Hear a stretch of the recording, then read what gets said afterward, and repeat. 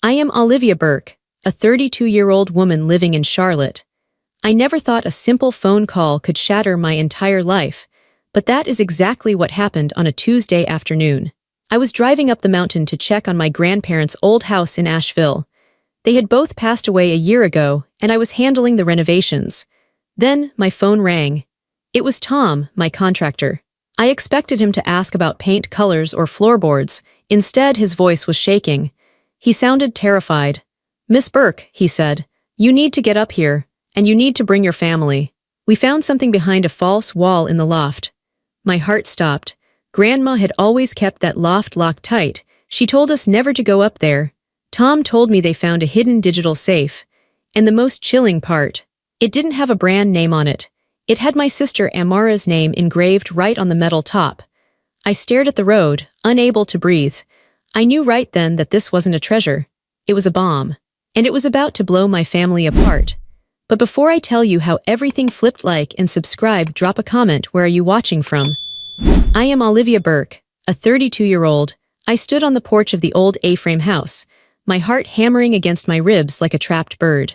The mountain air in Asheville is usually crisp and clean, the kind of air that makes you want to fill your lungs and relax. But today, it felt thin. It felt suffocating. I gripped the wooden railing, feeling the rough, peeling paint under my palm. I stared down the winding gravel driveway, waiting. I had called them all. I didn't give them a choice. I told my mother, my father, and my sister Amara that it was a legal emergency regarding the estate. I lied, technically. But after what Tom had told me on the phone, it felt like an emergency. It felt like the ground was crumbling under my feet. Tom, my contractor, was sitting on a stack of lumber near the front door. He was a big guy, used to tearing down walls and hauling heavy beams. But right now, he looked small. He was smoking a cigarette, his hand shaking slightly as he brought it to his lips. He wouldn't meet my eyes, he just kept staring at his work boots. "You okay, Tom?" I asked, my voice sounding hollow in my own ears. "I don't like this, Miss Burke," he said quietly. "I've found things in walls before. Old newspapers, rats' nests, maybe a rusty coin or two. I never found anything like that box. It feels wrong. We'll figure it out," I said, trying to sound more confident than I felt. A car engine whined in the distance. I watched as my mother's silver sedan came around the bend. She drove too fast, kicking up dust. That was Mom. Sarah Burke. She was always in a hurry, always rushing to the next appointment, the next luncheon, the next appearance. She parked next to my truck and stepped out before the engine had even fully stopped cycling down. She was wearing a beige suit, immaculate as always. Her hair was sprayed into a perfect helmet of blonde. She looked at the house with a sneer. She hated this place. She said it was damp. She said it smelled like old people. "Olivia, honestly," she said, slamming her car door, "I have a book club meeting at 4 o'clock. This drive is 45 minutes each way. What is so important that it couldn't be an email?" "It's not an email, Mom," I said. I stayed on the porch looking down at her. "Just wait, Dad and Amara are coming." She sighed, a loud, theatrical sound, and checked her watch. "Your father is busy, Olivia. He has clients. You know how the market is right now. He can't just drop everything because the roof has a leak." "It's not the roof," I said again. 10 minutes later, my father arrived. Carl Burke. He drove a black SUV that cost more than my entire college education. It gleamed in the mountain sun, looking out of place against the rustic backdrop of the woods. He parked next to Mom, taking up 2 spots because he didn't want anyone to ding his doors.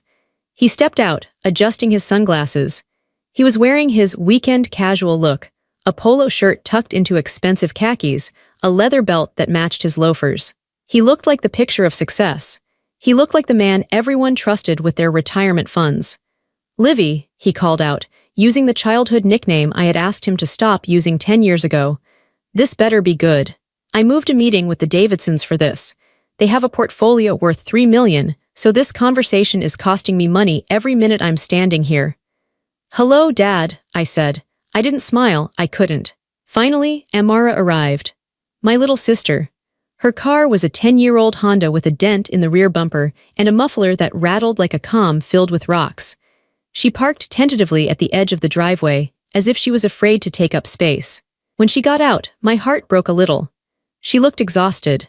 She was only 30, but she had deep lines around her mouth and dark circles under her eyes.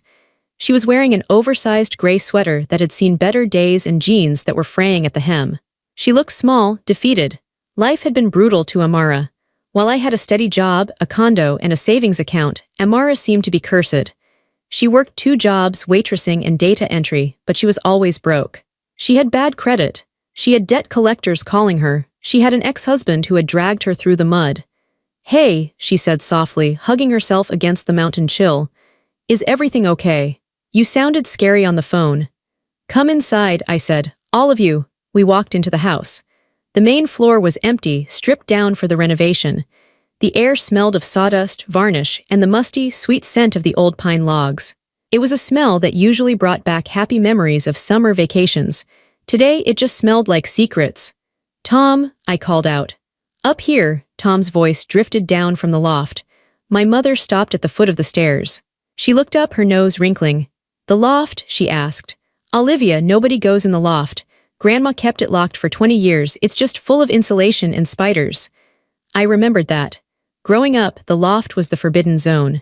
Grandma Gertrude was the sweetest woman alive. She baked us apple pies. She knit us scarves. She let us stay up late watching movies. But if we ever touched the handle of the loft door, she transformed. Her eyes would go hard. Her voice would get sharp. "Storage," she would snap. "Dangerous, heavy boxes. Floorboards are weak. Do not go up there." We listened. We were good kids. We never questioned why a grandmother who doted on us would have a room she guarded like a fortress. "We're going up," I said. "Tom found something behind the wall." "Behind the wall?" Dad asked. He chuckled, a dismissive sound. "What, like a time capsule? Did she hide some old war bonds?" "Just come," I said. I led the way. The stairs creaked under our weight. Step by step, we ascended into the space that had been hidden from us for decades. The loft was a large, triangular room. The ceiling peaked high above us. There was a single round window at the far end, letting in a beam of dusty light. Tom was standing near the back wall. He had ripped away the old wood paneling to check for termite damage. Behind the paneling, the studs were exposed. And nestled between 2 studs, set into a custom-built frame, was a false wall. Tom had pried the false front open. Inside the cavity sat a box. It wasn't a cardboard box. It wasn't an old cookie tin.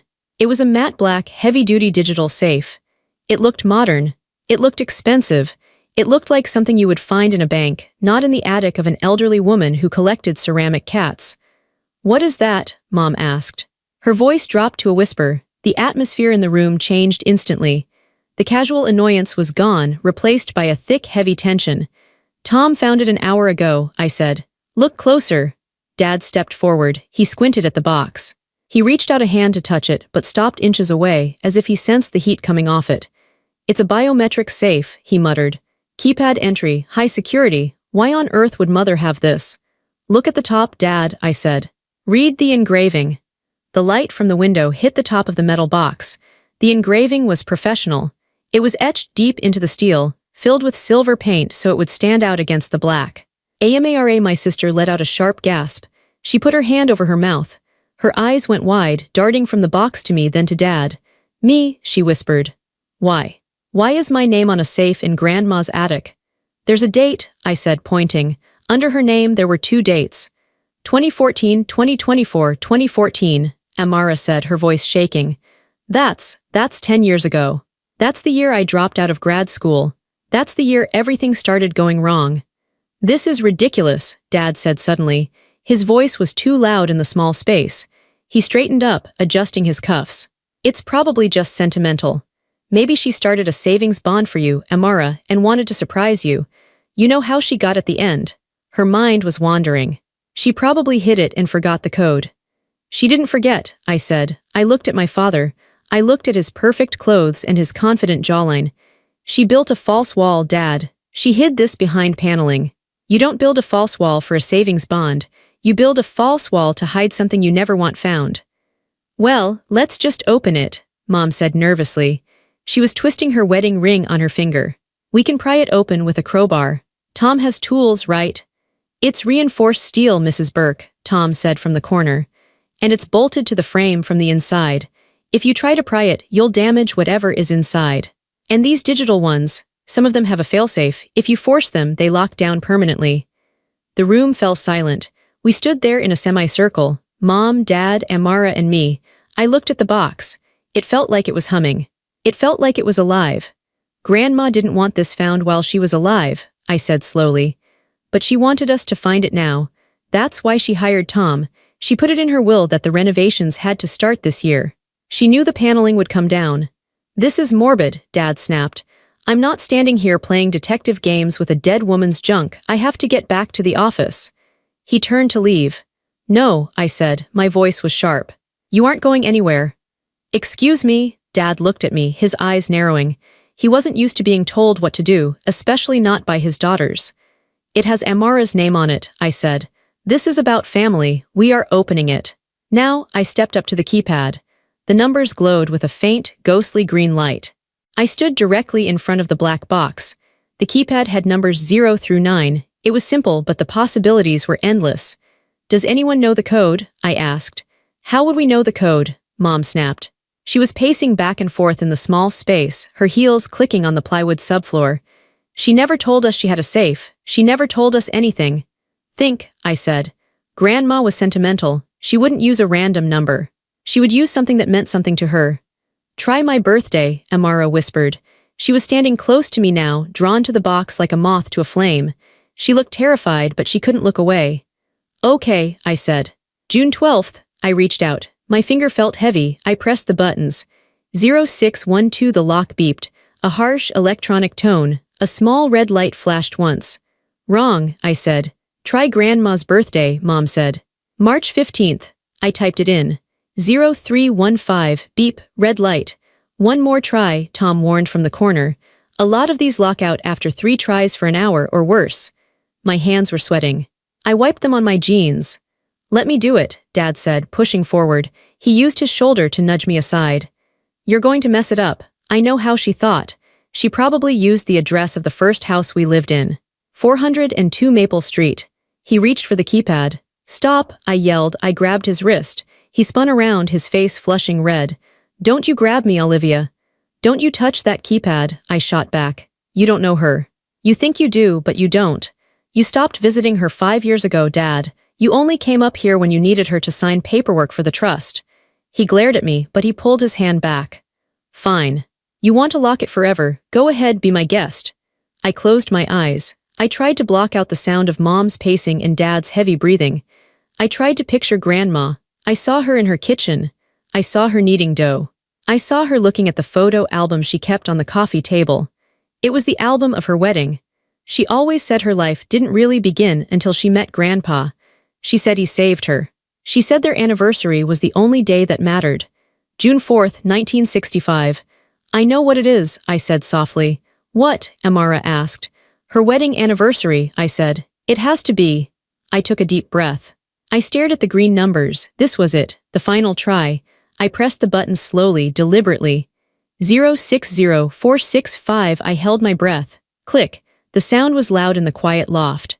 It was the sound of a heavy mechanical latch sliding back. The door of the safe popped open about an inch.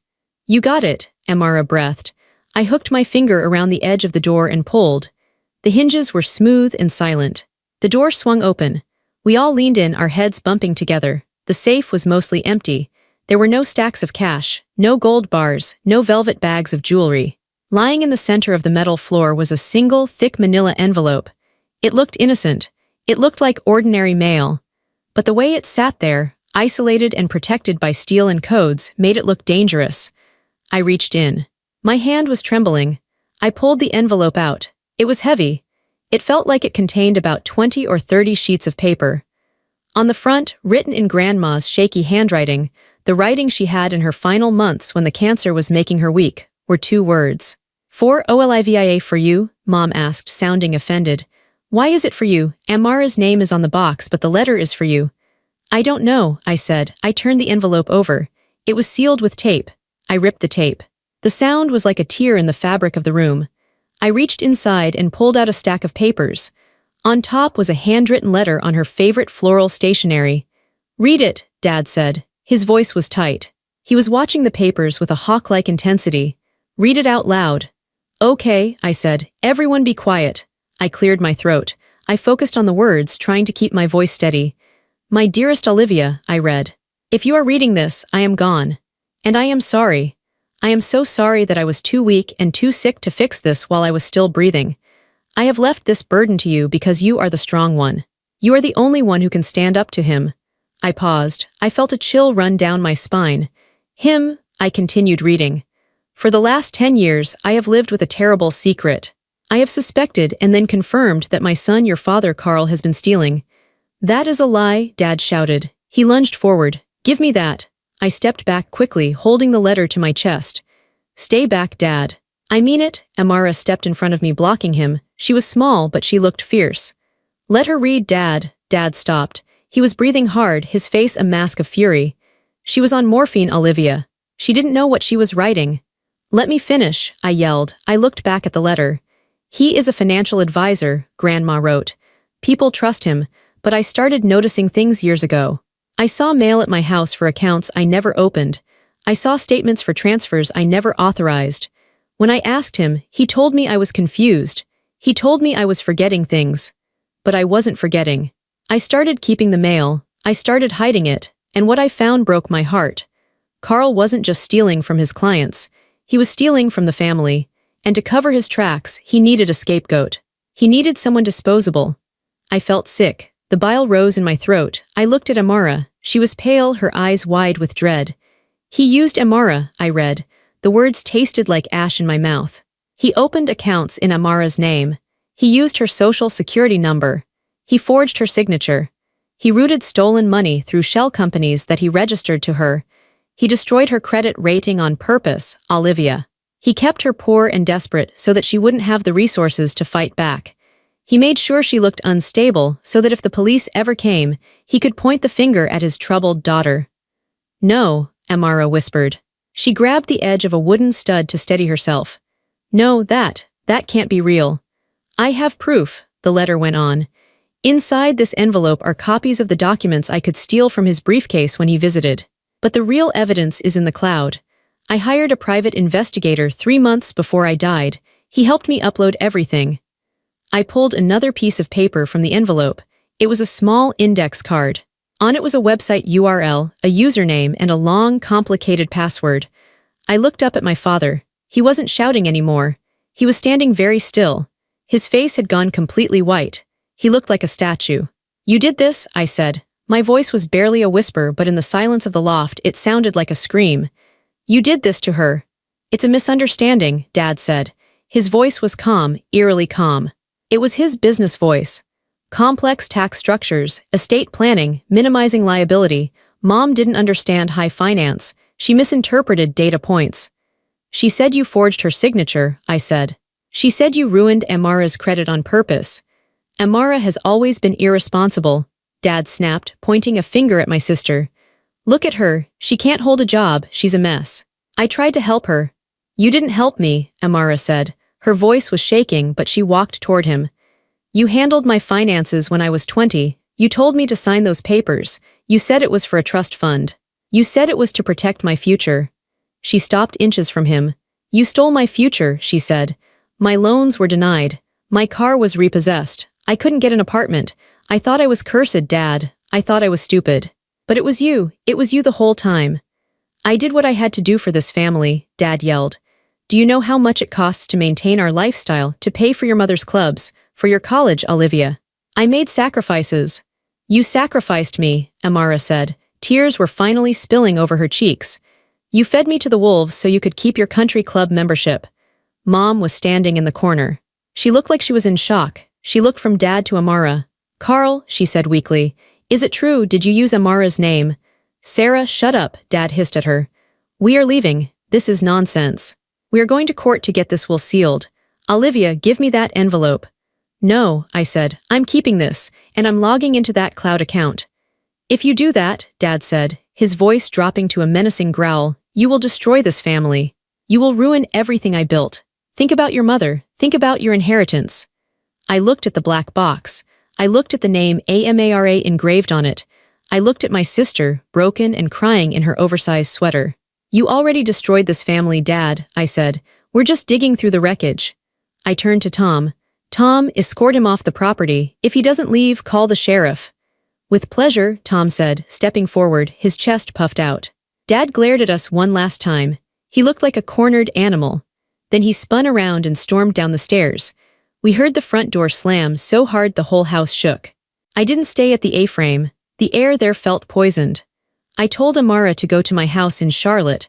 I told her not to go back to her apartment. If Dad was desperate, I didn't know what he would do. I didn't want her to be alone. I drove my truck down the mountain. My hands were gripping the steering wheel so tight my fingers ached. I kept checking my rearview mirror, half expecting to see Dad's black SUV tailing me. But the road was empty. The drive was 2 hours. 2 hours of silence. 2 hours to think. I thought about every family dinner we'd had in the last 10 years. I thought about how Dad would sit at the head of the table, carving the turkey, asking Amara about her job search with a condescending smile. "Still working at the diner, kiddo?" he would ask. "Maybe if you learned to budget better, you wouldn't be so stressed."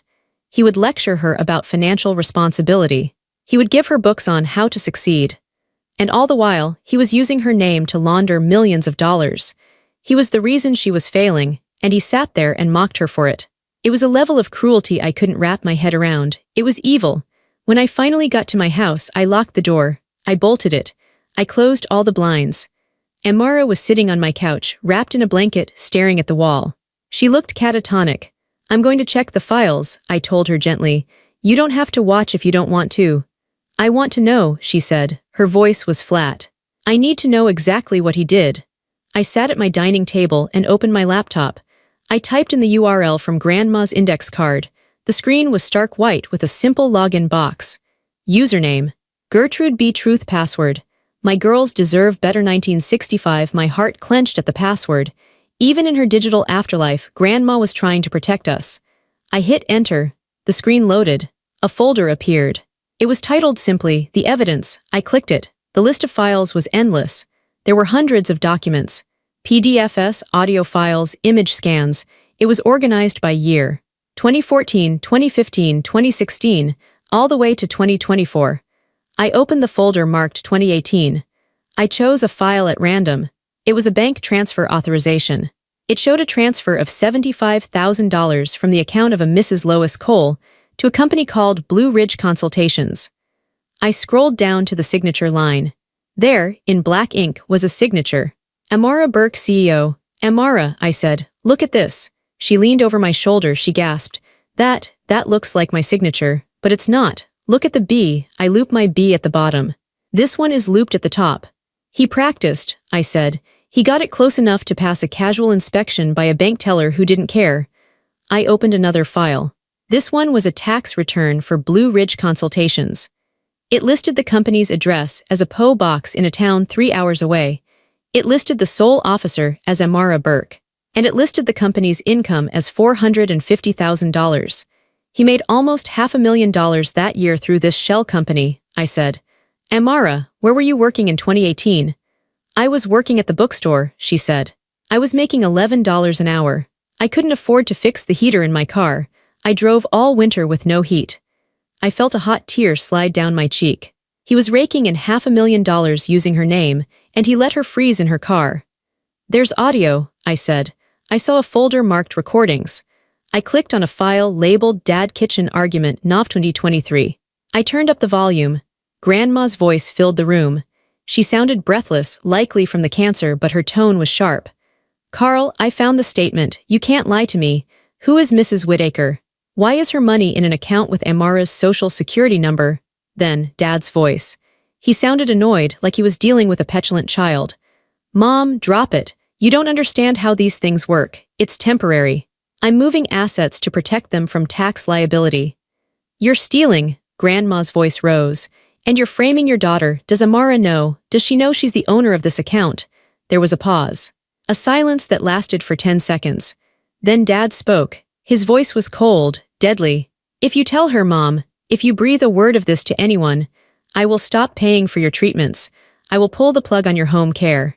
You'll die in a state-run hospice facility with strangers changing your diapers." I slammed the laptop shut. I couldn't listen to any more. I felt like I was going to vomit. He threatened her. He threatened his own dying mother with a painful, lonely death if she exposed him. I looked at Amara. She wasn't crying anymore. She was sitting very still. Her face was hard, her eyes were dry. "He's a monster," she said. It wasn't a question, it was a statement of fact. "We have everything," I said. "We have the documents, we have the recordings, we have the motive." "It's not enough," Amara said. "What do you mean?" "It's a mountain of evidence." "It's evidence against Amara Burke," she said. "The signatures are mine, the accounts are mine, the audio. A good lawyer could say Grandma was coerced or confused. Dad could say he was just managing my accounts for me because I'm incompetent. He's been painting me as incompetent for 10 years, Olivia. He set the stage perfectly." She stood up.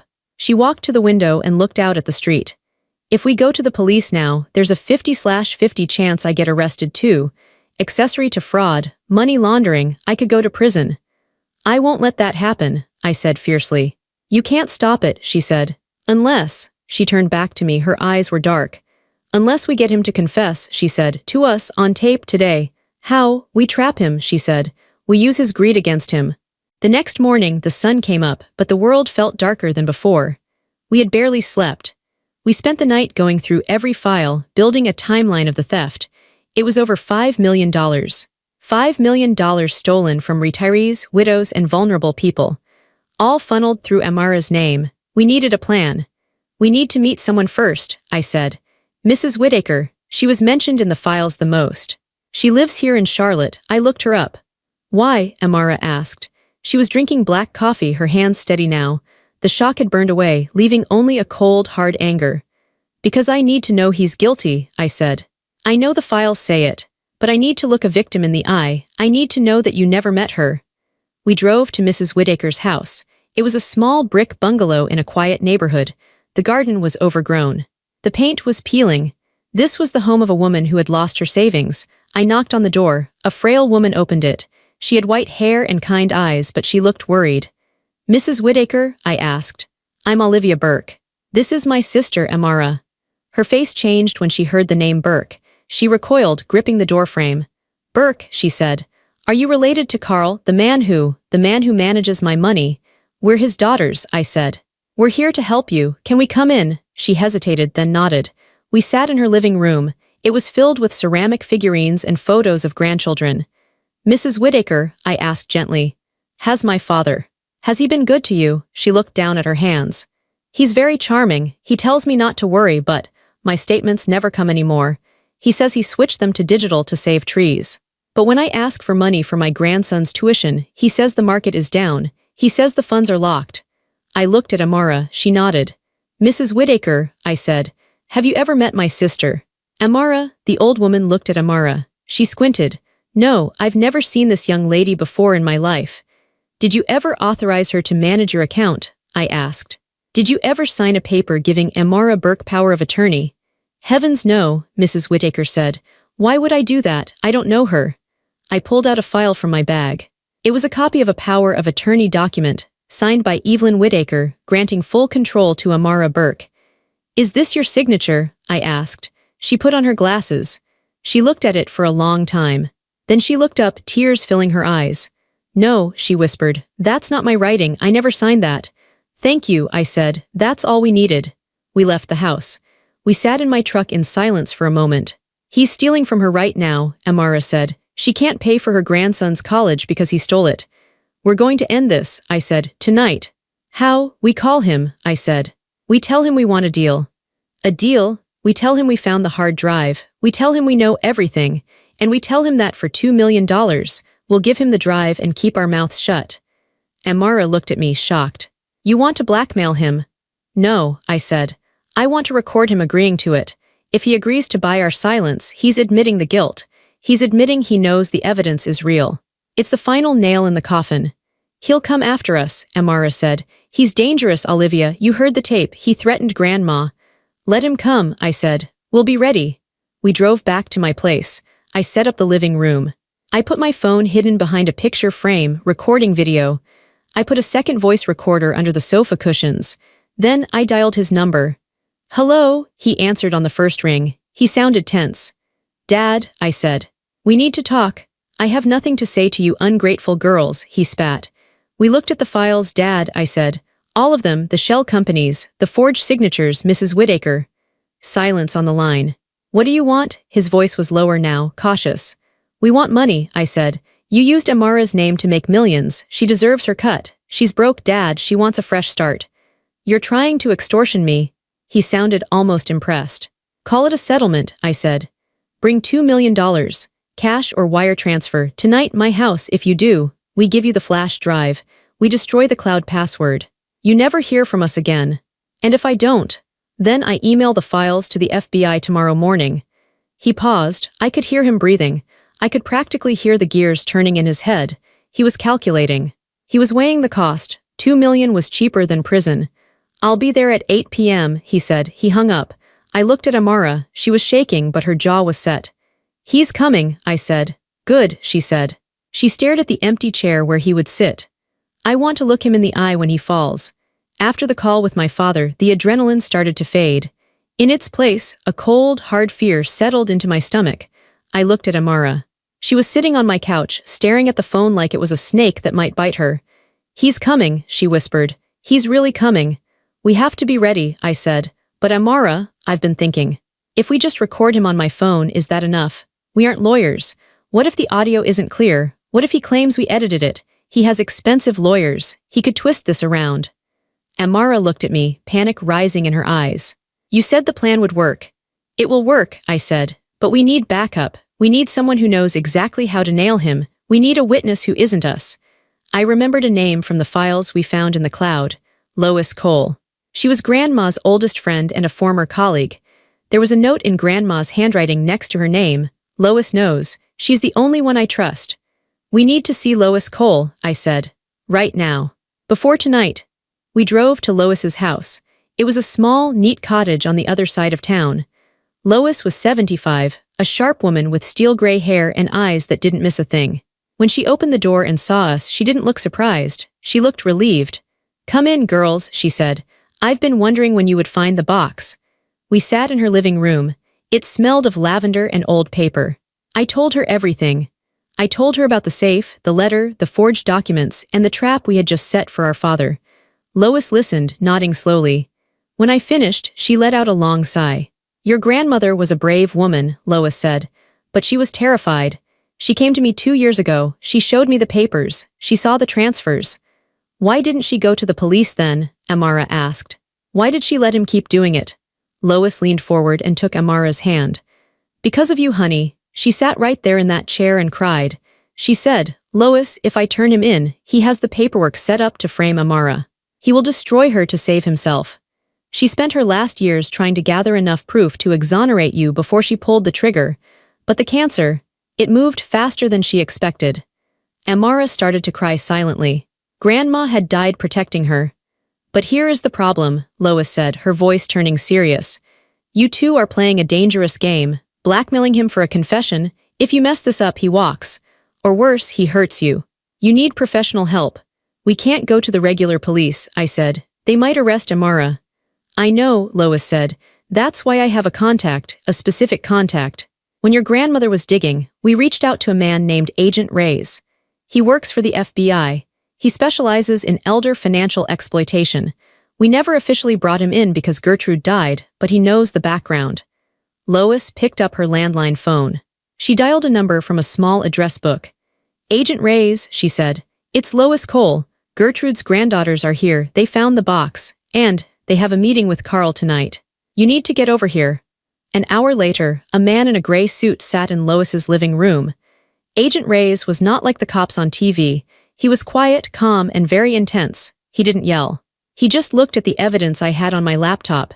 He scrolled for 10 minutes without saying a word. Then he looked at Amara. Miss Burke, he said, I'm going to be honest with you. This is the most sophisticated setup I have ever seen. Your father has created a perfect paper trail.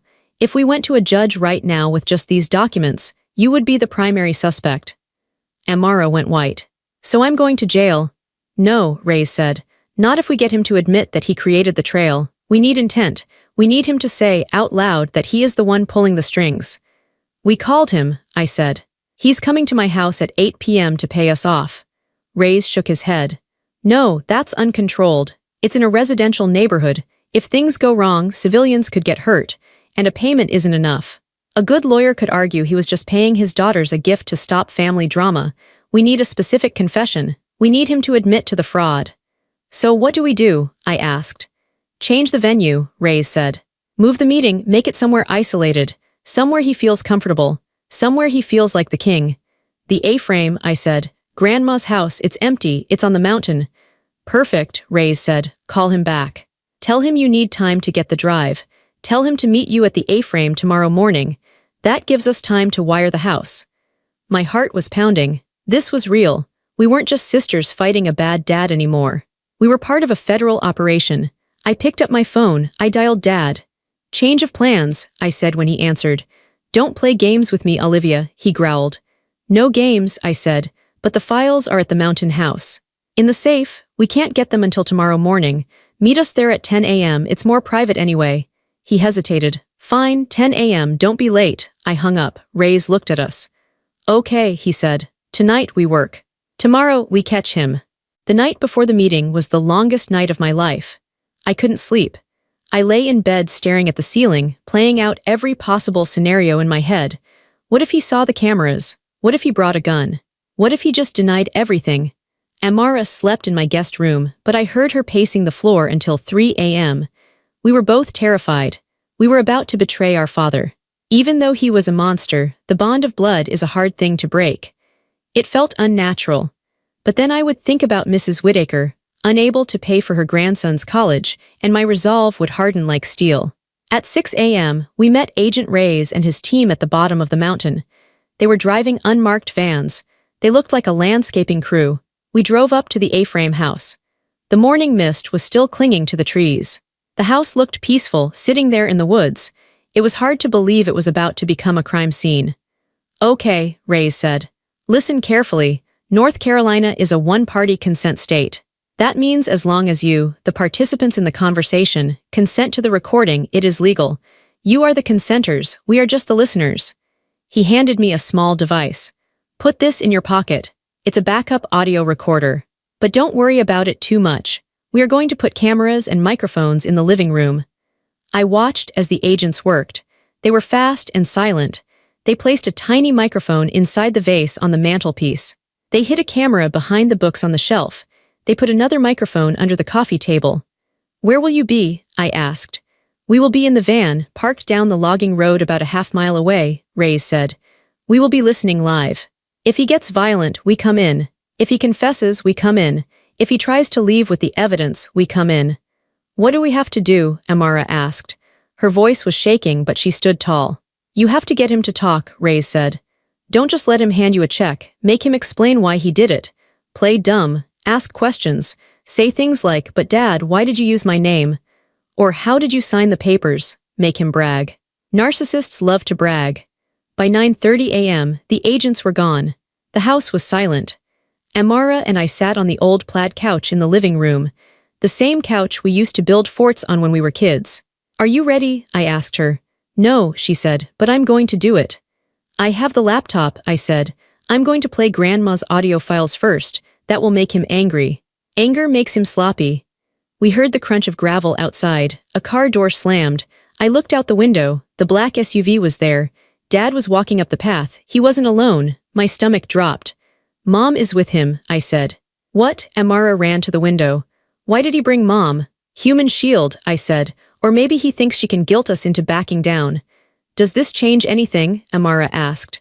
No, I said. It just makes it sadder. The front door opened. Dad walked in like he owned the place. He was wearing a sharp suit, not a hair out of place. Mom walked in behind him. She looked nervous, clutching her purse with both hands. Let's get this over with, Dad said. He didn't say hello. He didn't ask how we were. He just looked at us with pure contempt. Where is the drive? Sit down, Dad, I said. We need to talk first. I'm not here to talk, he snapped. I brought the money. Well, a cashier's check, it's easier. He pulled an envelope from his jacket pocket and tossed it onto the coffee table. $2 million. That's a lot of money for two girls who have never accomplished anything. The insult stung, but I let it slide. I needed him to talk. It's not just about the money, I said. We listened to the tapes, Dad. We know you threatened Grandma. Grandma was confused, Mom piped up. Her voice was shrill. She was on medication, girls. You can't take those tapes seriously. I looked at my mother. Mom, did you know he was using Amara's name to steal? Mom looked away. She couldn't meet my eyes. That was my answer, she knew. Or she suspected, and she chose to look the other way because she liked her new car and her country club luncheons. It doesn't matter what she knew, Dad said. What matters is that you two are trying to ruin this family over a misunderstanding. A misunderstanding, Amara spoke up.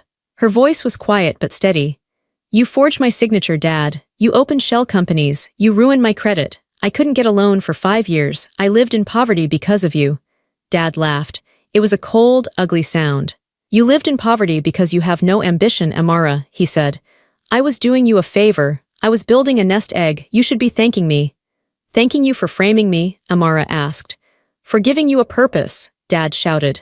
Who cares if your name was on a few papers? You weren't using your credit anyway. I glanced at the flower vase. The microphone was listening. But Dad, I said, leaning forward. How did you do it? The bank requires ID. How did you open accounts in her name without her being there? Dad smirked. He couldn't resist showing off. It's easy when you know the bankers, he said. And it's easy when you have your daughter's birth certificate and social security card in your safe. I told them Amara was sick. I told them she was homebound. I signed for her. I verified for her. I built a whole persona. And the victims? I asked. Mrs. Whittaker, Lois Cole. They trusted you. They are old, Dad said, dismissing them with a wave of his hand. They don't even know what they have. They have millions sitting in accounts doing nothing. I put that money to work. I invested it. I spent it. I lived. They didn't miss it. So you admit it, I said. You stole the money, and you pinned it on Amara so if the cops came she would go to jail. Dad looked at me. He stood up and buttoned his jacket. He looked powerful. He looked untouchable. I admit that I am the smartest man in this room, he said. And I admit that if you don't give me that drive, I will bury you both in legal fees until you are homeless. Amara will go to prison because I can prove those signatures are hers. I have handwriting experts on my payroll. I have judges on my golf team. Who are they going to believe, me or the waitress? He smiled. A cruel, winning smile. Now, he said, give me the drive. I stood up. I walked over to the window. I looked out at the trees.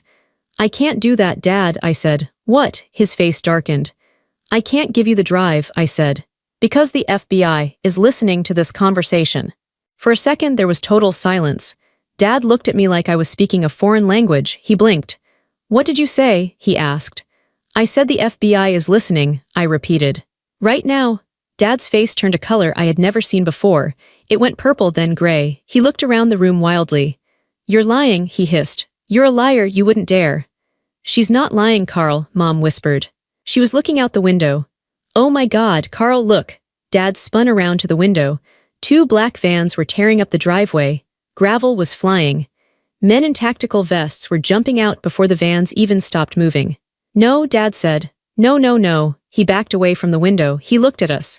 The mask of the confident businessman fell off. Underneath, he was just a scared, cornered rat.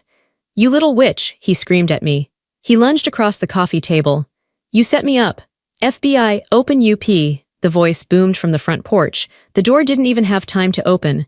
A battering ram hit it. Crack. The wood splintered. The door flew open. Agent Reyes was the first one in.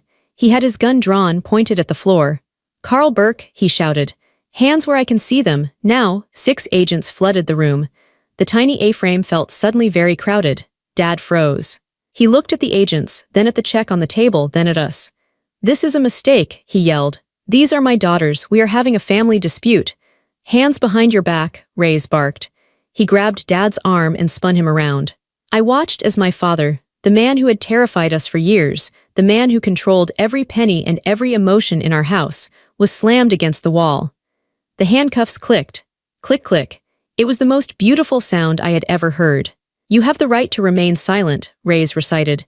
Anything you say can and will be used against you. Dad was struggling. Sarah, call the lawyer, call Henderson, tell him to fix this. Mom was sitting on the couch, sobbing. She didn't move, she didn't reach for her phone, she just cried. Sarah, Dad screamed. Agent Reyes hauled him toward the door. As he passed Amara, Dad stopped struggling for a second. He looked at her. His eyes were full of hate.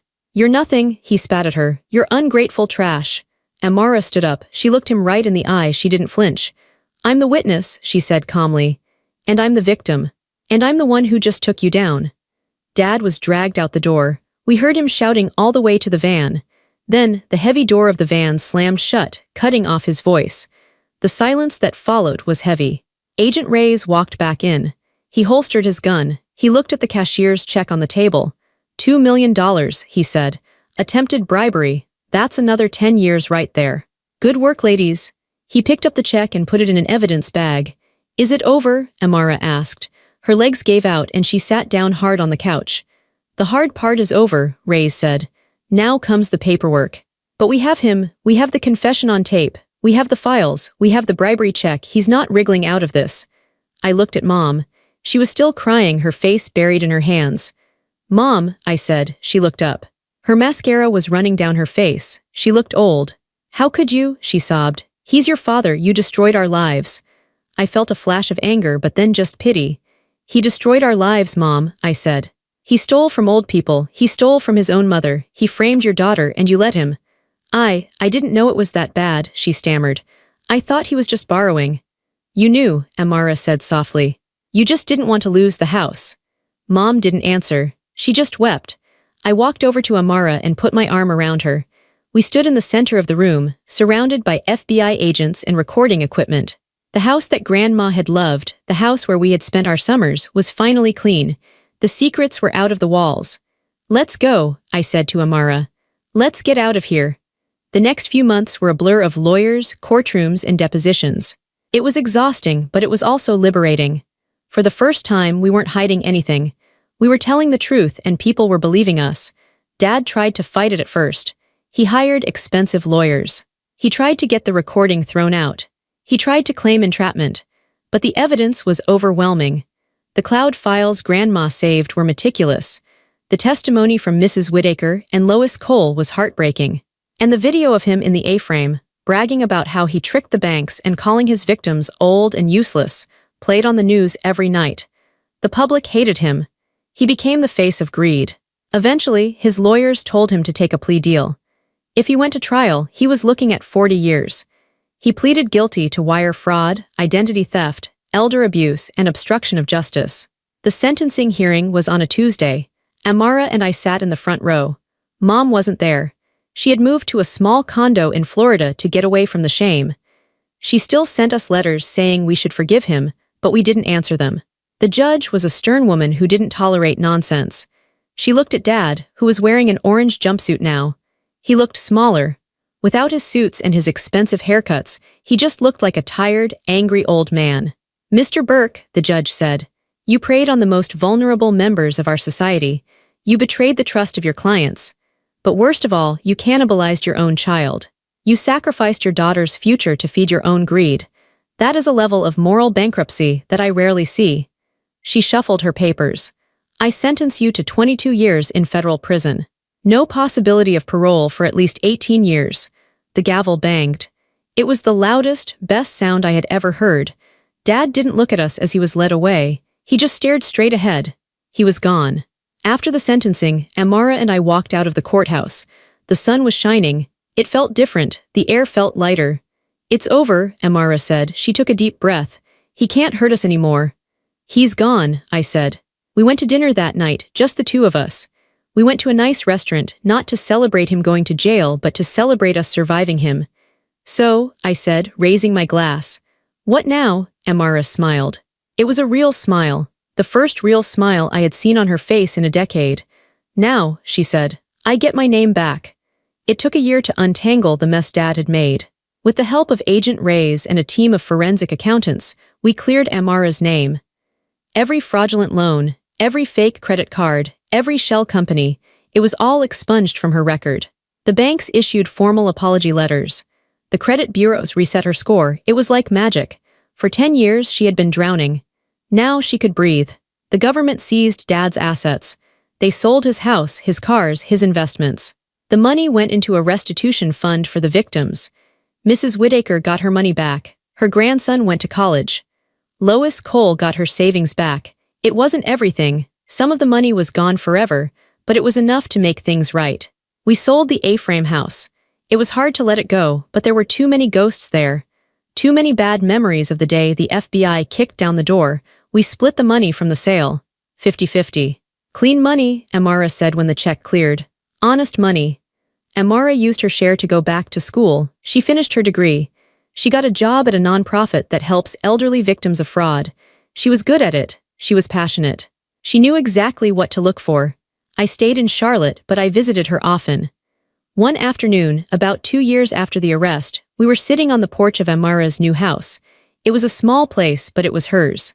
She had bought it with her own credit, her own name, and her own money. She was reading a book. I was drinking iced tea. You know, she said, looking up. I used to hate my name. Every time I saw it on an envelope, I got scared. I thought it meant bad news. And now, I asked. Now, she said, I like it, it's mine again. She put the book down.